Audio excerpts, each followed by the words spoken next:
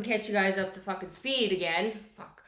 So yesterday, obviously, fucking Hollywood told off the fighters for being kind of arrogant and thinking they were full of shit and everything else. Mainly because Dana was fucking behind, so we had to kind of poke him a bit. We're like, "What the fuck you doing?" Right? So now that he's worked it out that I've been on the side of fucking promoting whatever he does and it's helping him make more fucking money and giving him more power, right? Because we've been on the real side of helping MMA, boxing, all that. Because I did do a real fight. I didn't just train for it and talk about it like fucking. And then obviously being fucking abused in my life and being a real fighter in real life. Not that I'm any good and training and fighting. Like, that's also a difference. I just am street fighter. Like, you have to be crazy fighter. Like, I'll bite your neck, I'll bite your ear, like that type of a fight. Right? I'm a crazy fighter. So, establish that. So, now that we fucking established that, and the fighters actually are triggered, we have a good war now, right? So, now it's like the Hollywood people thinking they're more famous than these fighters, right? So, but these fighters are going, holy shit, I've actually spent my life being, like, my life was fucked, and these are my opportunities and whatever else, and it's kind of occurred to me that I'm fucked, so that's why I got into this, and I can take hits, and these fuckers are just, like, pretend fighting, right? Like, it's tough, like, it's like, you have to go through the moves and stuff, but they're not, it's the difference between, and a fighter knows this, the difference between training and sparring, which is like 80-90%, and actually going in and like taking real hits, right? Like, it's completely fucking different. So are you guys gonna let these arrogant pricks fucking step all over you? Fuck, I thought you guys were tough.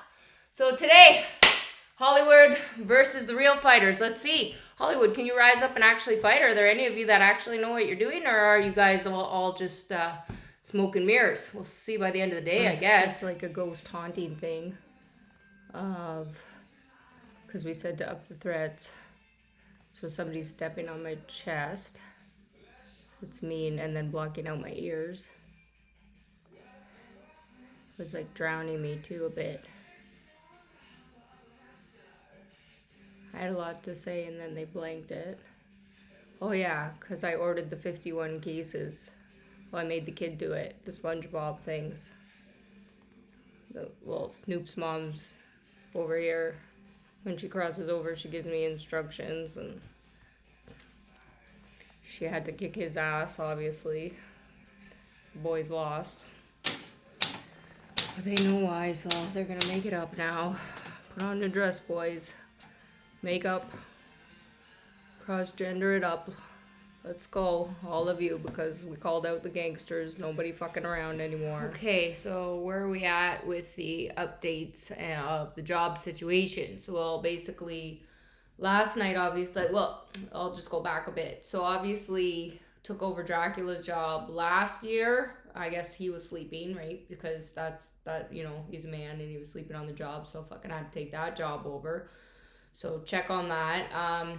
I would always see the wolves and the Wolverines and all that shit, obviously with full moons, and that was more on Steve's side that I was seeing it. However, I think because obviously we've separated the male and female teams, right? So male and female energy, we're not going back to the fucking, like, we're not even talking about if you're a man or a female. Well, we'll separate that. For simplicity, most people will, boy or girl teams. However, because Hugh was fucking sleeping too, had to take over the fucking Wolverine job, turn into that yesterday, fully took that over, right? So it's been an exhausting process, obviously, so it's not even obviously in this world, I have to learn how to do all these jobs, being fucking, Hollywood. You have to do the acting, then you got to do the directing, then you got to do the producing. So that's one thing that's exhausting. But then you got to learn about the promoting, and that's fucking another job. And then you got to be doing the influencing thing, and that's a job. And then you got to be the fucking entrepreneur thing, and that's a job. And then you got to be so it was just really fucked up, right? And then there was obviously the building of the robots, so that was a whole fucking thing. And then rebuild, so it's been a lot. So I've just figured, okay, we're gonna have to fucking figure out a new system, how to outsource that, because that was just that's just regular human world, and then you got all this other shit going on, right? So it was really fucked because nobody was really holding down their parts, and that's kind of not fair that I've had to do all of everybody's jobs, right, just to prove a fucking point. So I'd like to be able to give people their jobs back, quite frankly, but the only way that that's going to happen, it seems, is if the guys finally actually wake up, because they're quite frankly not really holding up their end, right? So Steve's the avatar of the men, and like you guys, like, you know, you're still having to do some more work, I guess, right? Because like that's just how it works, because that's a programmed robot.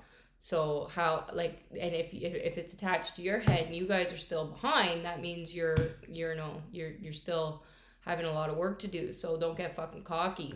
Tip for anyone who's never been able to lucid dream Definitely one of my mentor coaches, but well, I would just she say talks to me in my head. But she's live right now, so she wouldn't be able to have that. Is your easier way in. I'm Buddhist and I enjoy